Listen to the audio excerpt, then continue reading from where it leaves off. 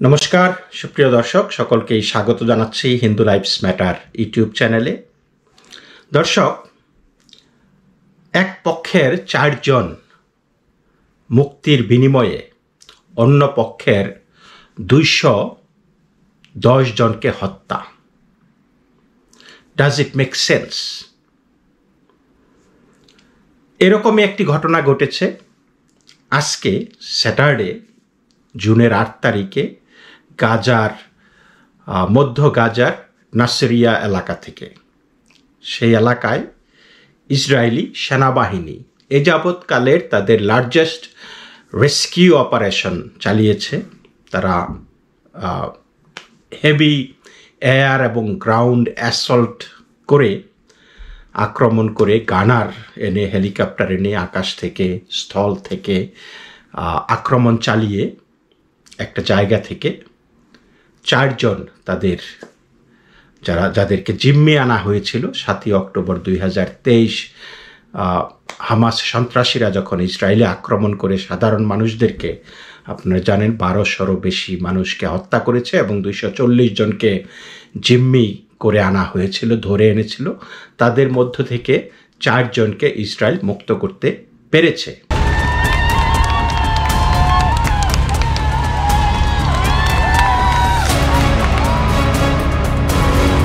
এবং এই মুক্ত করার সাথে 210 জন ফিলিস্তিনি বা হামাসের নারী, শিশু, পুরুষ, যোদ্ধা বা অযোদ্ধা সাধারণ মানুষ তারা নিহত হয়েছে। এবং যেই 4 জন হস্টেসকে ইসরায়েল মুক্ত করেছে তাদের নাম হলো নোয়া আগ্রামানি, 26 বছর বয়স্কা। তারপরে আলমগ মির, 22 বছর। তারপরে আন্দ্রে কজলভ, 27 বছর। এবং শ্লমি জিব, 41 বছর বয়স্ক। এবং এই রেস্কিউ অপারেশনটা ঘটেছে দুপুরবেলায়। তারা 2টা লোকেশনে হানা দিয়েছে ইসরায়েল বাহিনী এবং তারা তাদেরকে এক্সট্রিকেট করে হেলিকপ্টারে করে নিয়ে গেছে। তো এর পাশাপাশি এই যে গাজার যেই অধিবাসী 210 জন মারা গেছে, তার পাশাপাশি প্রায় 100 খানেক নিহত হয়েছে। দর্শক, আপনারা হয়তো একটা ভিডিও দেখেছেন, সেটা ভাইরাল হয়েছিল, যে একটা মোটর সাইকেলে করে একটা মেয়েকে তারা নিয়ে যাচ্ছিল হামাস সন্ত্রাসীরা ইসরায়েল থেকে। এবং সেই মেয়ে চিৎকার করে বলতেছিল যে please don't kill me, please don't kill me. তো সেই মেয়েটিকেই তারা ওই যে মিউজিক ফেস্টিভ্যাল হচ্ছিল আর কি ইসরায়েলে, সেই মিউজিক ফেস্টিভ্যাল থেকে তুলে নিয়ে গেছিল। So it's highly symbolic. এবং তাকে যেই উদ্ধার করতে পারাটা, এক্সট্রিকেট করতে পারাটা, এইটাও একটা সিম্বলিক, বিকজ ওই জিম্মিদের মুখই ছিল সেই আগ্রামানি। এবং সেই মেয়েটি মুক্তি পেয়েছে এবং ইসরায়েল সেটা প্রচার করেছে। এই মেয়েটির মুক্তির জন্য এই মেয়েটির মা অনেক অনুনয় বিনয় করেছিল হামাসকে। এই মেয়েটির মা লিওরা ব্রেন ক্যান্সারে আক্রান্ত এবং তিনি একটি ভিডিও রিলিজ করেছিলেন যে আমার মেয়েকে আমি মারা যাবার আগে দেখতে চাই। আপনারা জানেন যে ইসরায়েলের সাথে এবং হামাসের সাথে বন্দি বিনিময় চুক্তি হয়েছিল। সিজফায়ার ডিলে বেশ কিছু বন্দি বা জিম্মিকে মুক্তি দেওয়া হয়েছিল 2 পক্ষ থেকেই, কিন্তু এই আগ্রামণীকে মুক্তি দেয় নাই। অথচ আপনারা জানেন যে ইয়াহিয়া সিনওয়ার, যেই ব্যক্তি এই আক্রমণের জন্য পরিকল্পনাকারী, ইসরায়েলি আক্রমণের পরিকল্পনাকারী, এই লোক কিন্তু ইসরায়েলি জেলে ব্রেন ক্যান্সারে আক্রান্ত ছিল। সে কিন্তু অবধারিত মৃত্যুর পথে ছিল। এবং best Israeli doctors, best Israeli হাসপাতাল তাকে চিকিৎসা দিয়ে সুস্থ করে ছেড়ে দিয়েছিল। এবং সেই লোক গাজায় ফিরে গিয়া এই আক্রমণ করেছে ইসরায়েলকে। ইসরায়েল তাকে ছেড়ে দিয়েছিল, কিন্তু এই হামাসরা এই আগ্রামণী, তার মা যেই তাদেরকে অনুনয় বিনয় করে বলেছিল ভিডিওতে যে আমার মেয়েকে আমি শেষবার মৃত্যুর আগে আমি দেখতে চাই, তারা কিন্তু তাকে ছাড়েনি। তবে এইবার ইসরায়েল তাকে ছাড়াতে পেরেছে এবং সরাসরি এই মেয়েকে, আগ্রামণীকে নিয়ে হাসপাতালে গেছে, যেখানে তার মা চিকিৎসাধীন আছে। এবং তারা রিইউনিয়ন, আপনারা ভাবতেই পারেন যে একটা মা মৃত্যু শয্যায় ভাবতে পারেনি যে আবার কখনো তাদের মেয়েকে দেখতে পারবে কিনা, কিন্তু তারা হয়েছে, তাদের এটা মিলন হয়েছে। হয়তো এখন মা শান্তিতে বিদায় নিতে পারবে যে তার মেয়ে, তার সন্তান ভালো আছে।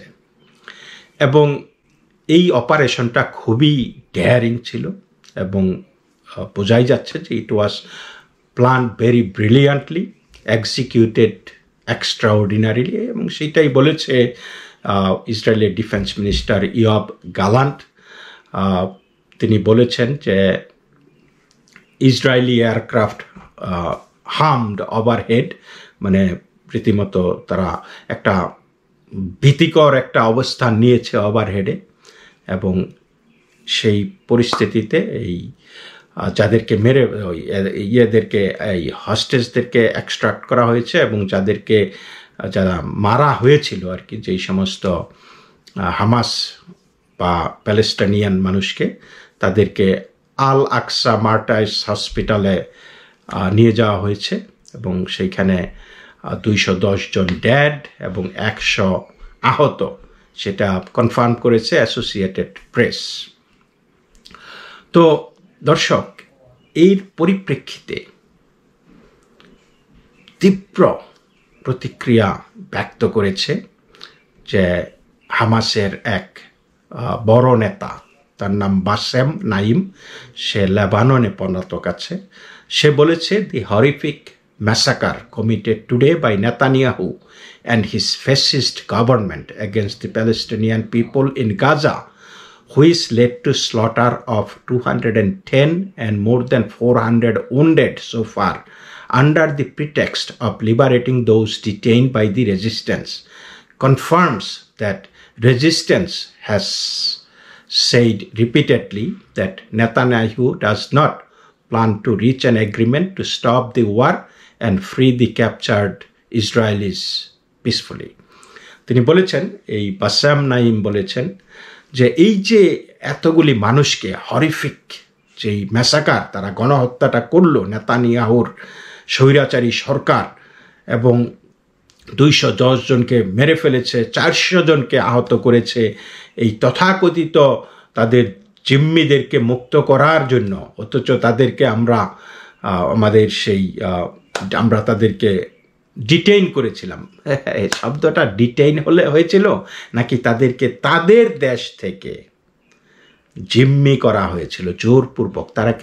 তারা কোনো ফাইটে যায় নাই, তারা নন মিলিটারি পিপল ছিল, অথচ তারা বলতেছে এদেরকে নাকি ডিটেইন করেছিল। ডিটেইন আপনি কখন করেন? তারা কি আপনার একবার গাজায় এসেছিল? আসেনি। তাদেরকে ইসরায়েল থেকে ধরে আনা হয়েছে। এবং একটা দেশ, আপনার পরিবারের একটা মানুষ যদি ধরে নিয়ে যায়, আপনার যদি ক্যাপাবিলিটি থাকে তাকে উদ্ধার করা, তাহলে আপনি সেটা করবেন না? আর একটা রাষ্ট্রের দায়িত্বটা কি? একটা রাষ্ট্রের দায়িত্ব আপনার নাগরিককে সুরক্ষা দেওয়া, আপনার নাগরিকের অধিকার রক্ষা করা। এখন সেই নাগরিককে যদি ইসরায়েল ফিরিয়ে না আনে বা না আনার চেষ্টা করে, তাহলে রাষ্ট্র হিসাবে ইসরায়েল কি জবাব দেবে বলুন? এবং ইসরায়েল রাইটলি বলেছে যে আমাদের একটা হস্টেজ, আমাদের একটা নাগরিকও হামাসের হাতে বন্দি থাকা পর্যন্ত আমরা এই যুদ্ধ থামাবো না, এবং হামাসকে তো অবশ্যই নিশ্চিহ্ন করে দেব, এবং হামাস যাতে আর গাজায় শাসন ক্ষমতায় ফিরে এসে আমাদেরকে হুমকি দিতে না পারে, আমাদের নিরাপত্তার জন্য হুমকি হতে না পারে, সেটা আমরা দেখব। তো দেখুন যে কিভাবে বড় গলায় এই হামাস নেতা বলতে পারে যে ইসরায়েল গণহত্যা করেছে। এটা প্রমাণ করে যে তারা শান্তিতে বিশ্বাস করে না, তারা এই তথাকথিত তাদের নাগরিকদের নিয়ে যাওয়ার অজুহাতে এইভাবে ম্যাসাকার করেছে। কিন্তু নাগরিকদের নিয়ে যাবার এই পরিস্থিতিটা বা এই অজুহাতটা ইসরায়েল দেখাতে পারে কি করে? তারপরে একটা জিনিস হলো যে এই যে শান্তিপ্রিয় মানুষ, বাচ্চা কাচ্চার কথা আপনারা বলছেন, এখানে 210 জন নিহত এবং 400 আহত হয়েছে এই জায়গায়, তাদের এই গোলাগুলিটা করার প্রয়োজন কেন ছিল? ইসরায়েল কি মানে অটোমেটিক খালি গোলাগুলি শুরু করে দিছে? এটা কি হয় কখনো? তার মানে তোমরাও তাদেরকে শান্তি দাও নাই। এবং তাহলে এই যে ইসরায়েল বলেছে যে তারা যখন অ্যাপ্রোচ করেছে এই দুইটা লোকেশনে একই সাথে, তারা ব্যাপক গানফায়ার মর্টার শেলের মুখোমুখি হয়েছে এবং তারা পাল্টা সেই টার্গেটগুলি যেই সব জায়গা থেকে গানফায়ার মর্টার আসতেছিল সেই জায়গাগুলি তাদের নিরাপত্তার স্বার্থে, তাদের সৈন্যদের রক্ষার স্বার্থে তারা সেইখানে মানে পাল্টা হামলা করেছে এবং এতে করে কিন্তু একজন ইসরায়েলি কমান্ডার নিহত হয়েছে। তাহলে আপনারা বলুন যে এই মানুষগুলি যদি সাধারণ মানুষ হয়ে থাকে, আমি নিশ্চিত যে এখানে অনেক সাধারণ মানুষ ছিল, অনেক বাচ্চা ছিল, অনেক শিশু ছিল, আর মহিলা ছিল। হ্যাঁ, তাদের এই যুদ্ধের সাথে তাদের কোনো সম্পর্ক নাই, কিন্তু তারা মারা গেছে। দ্যাটস দি মানে that's the collateral damage, that is the unwanted consequences of a war. That is খুবই দুর্ভাগ্যজনক যখন সাধারণ মানুষ মারা যায়।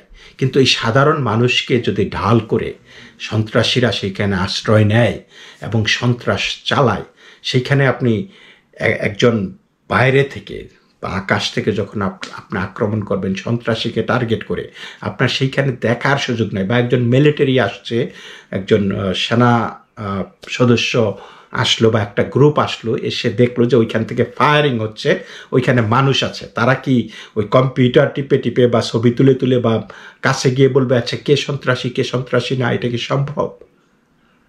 তাই না? এটা তাহলে তো তাদের জীবনই যাবে। সেইখানে তারা তখন টার্গেটে হামলা করে এবং সেইখানে অত্যন্ত দুর্ভাগ্যজনক যে nobody is talking about Hamas shielding themself behind the ordinary people, behind the general population, এবং বাধ্য হয়ে ইসরায়েলকে এই ড্রাস্টিক অ্যাকশনে যেতে হচ্ছে। এবং এর এটা আমরা দেখছি, প্রভাবটা দেখছি যে ব্যাপক হারে সাধারণ মানুষ মারা যাচ্ছে। হ্যাঁ, এবং এইখানে অস্বীকার করার সুযোগ নাই যে এই সাধারণ মানুষের মধ্যে এই সন্ত্রাসীরা ছিল। তা না হলে হু ওয়াজ ফায়ারিং অন দ্য ইসরায়েলিস? কারা মর্টার শেল মারতেছিল, কারা গুলি করতেছিল? ওই গুলি তাহলে সাধারণ মানুষও কি সন্ত্রাসী? তো যাই হোক দর্শক, এইখানে এর পরিপ্রেক্ষিতে আমরা নিন্দার ঝড় ধেয়ে আসছে ইসরায়েলের দিকে। মিশর, ইজিপ্ট কন্ডেমড, এটার প্রচণ্ড নিন্দা জানিয়েছে উইথ দি স্ট্রংগেস্ট টার্মস।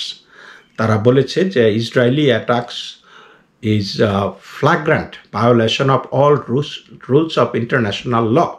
যে এই ইজিপ্টের ফরেন মিনিস্ট্রি তারা বলেছে যে ইসরায়েলের যেই আক্রমণ, ইসরায়েল যেইভাবে এই সাধারণ মানুষকে হত্যা করেছে, এইটা আন্তর্জাতিক আইনের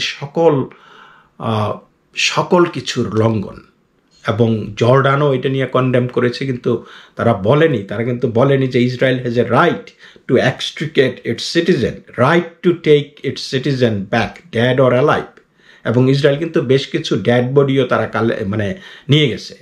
কেন তুমি আরেক দেশের ইয়েদেরকে আটক রাখবে? সেটার কিন্তু জবাবদেহি কেউ চাইতেছে না।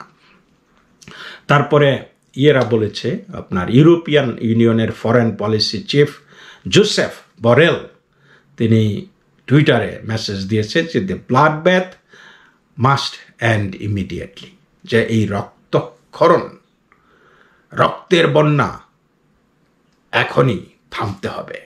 তাহলে এইটাও বলে দিন আপনি সাথে সাথে যে হস্টেজদেরকে এখনই ছেড়ে দিতে হবে, জিম্মিদেরকে এখনই ছেড়ে দিতে হবে। এবং তারা বলে যখন ইসরায়েল আক্রমণ করে তখন ইসরায়েলের অ্যাকশনকে নিন্দা করে সাথে এই কথাও বলে, যদিও এই সময় বলে নাই।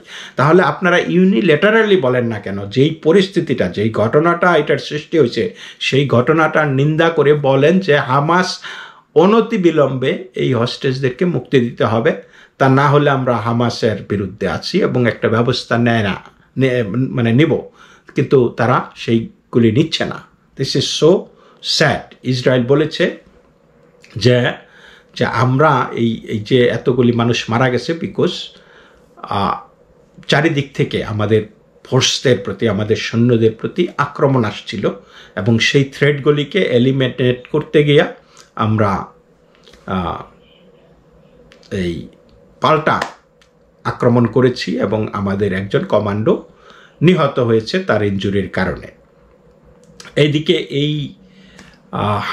ডেয়ারিং একটা যে রেইডটা হয়েছে, এই রেইডের এটা দিনের বেলায় রেইডটা হয়েছে এবং এখানে আমেরিকা জড়িত ছিল। আমেরিকার একটা হস্টেজ সেল তারা জিনিসটাকে কোঅর্ডিনেট করেছে, তারা তথ্য দিয়েছে কোন জায়গায় কোন জায়গায় এই হস্টেজগুলি ছিল। কিন্তু আমেরিকা এটা কনফার্ম করেছে যে এই যারা রেস্কিউ মিশনে অংশ নিয়েছিল, যেই কমান্ডোরা, তারা they came under heavy fire as they moved out, তারা যখন বেরিয়ে যাচ্ছিল, এবং a lot of gunmen, they were firing rocket propelled grenades ওই এলাকা থেকে। এবং ইসরায়েলিরা বলেছে যে a lot of fire was around us, যে আমাদের চারিদিকে অনেক গোলাগুলি হচ্ছিল এবং এই জন্য আমরা হেভি ফোর্স নিয়ে রেসপন্ড করতে হয়েছিল, এবং সেই সাথে এয়ারক্রাফট দিয়ে তাদেরকে ওইসব জায়গায় আক্রমণ করতে হয়েছিল, যাতে আমরা আমাদের এই হোস্টেজদেরকে এবং আমাদের রেস্কিউয়ার যারা নাকি এই মিশনে অংশ নিয়েছে তাদেরকে সহ আমরা সেইখান থেকে বেরিয়ে আসতে পারি।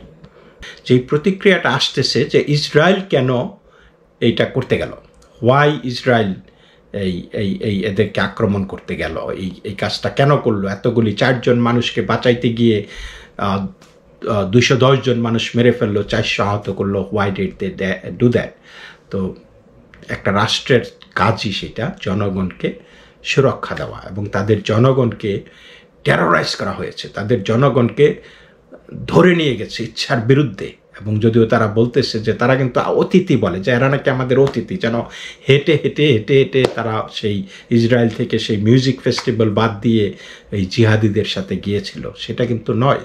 তাদেরকে জোর করে ইভেন মেরে, ভাগ্য ভালো যে এই মানুষগুলি মারা যায়নি, অথচ এই 240 জন যে নিয়ে গেছিল তার মধ্যে প্রায় এখন বলা চলে যে 70-80 জন অলরেডি মারা গেছে, এবং সেই লাশগুলি পর্যন্ত ইসরায়েলকে তারা দিচ্ছে না। এবং ইসরায়েল বেশ কিছু লাশও উদ্ধার করেছে, এবং তারা বলতেছে যে আমরা একদম last body, dad or alive পর্যন্ত আমরা আমাদের অপারেশন চালিয়ে যাব। এর মধ্যে আপনারা জানেন যে সারা বিশ্বব্যাপী ইসরায়েল একটা প্রচণ্ড চাপের মুখে আছে। এই যুদ্ধ, ইসরায়েল এবং হামাসের মধ্যে যেই যুদ্ধ, এইটাতে প্রায় 36,700 মানুষ এই পর্যন্ত নিহত হয়েছে। গাজার 70% বাড়িঘর ধ্বংস হয়ে গেছে। মানে একটা মানবতার পরিস্থিতি সেখানে বিরাজ করছে, এবং it is so sad. But at the end of the day আমি মনে করি যে এই ঘটনার জন্য যে দায়ী যারা, এবং ইট ইজ স্কোয়ারলি হামাস, এই যদি আজকে 7ই অক্টোবর 2023 না ঘটতো তাহলে এই ঘটনা কখনোই ঘটতো না। তো সেই দায়ী হামাসের বিরুদ্ধে আমরা কোনো অ্যাকশন দেখছি না কারো, এবং সেইটা হওয়া উচিত। আজকে হামাস ইচ্ছা করলে মানে 1 ঘন্টার মধ্যে এই bloodshed everything they can stop. Israel কেন থামবে? ইসরায়েলের ওপর যে আঘাত এসেছে, ইসরায়েলের সার্বভৌমত্ব, ইসরায়েলের জনগণের ওপর যে আঘাত এসেছে, সেই আঘাতের প্রতিঘাত তো করবেই, কিন্তু যারা আঘাত করেছে তারা কেন ব্যবস্থা নেয় না? তারা কেন তাদের জনগণকে বাঁচানোর জন্য রণে ভঙ্গ দেয় না? এই জিনিসটা একটা বিষয়। এবং ইসরায়েল একটা গণতান্ত্রিক রাষ্ট্র, একটা মানবাধিকারের রাষ্ট্র। তারা সেই নিরিখে তারা অনেক মানে they just can not do what Hamas do.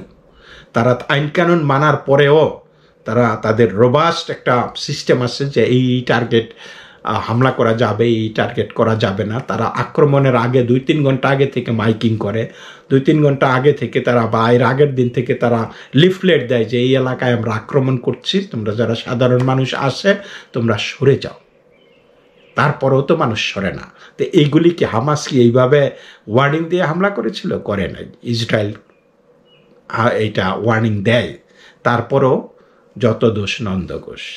নমস্কার, এই পর্যন্তই, ভালো থাকবেন।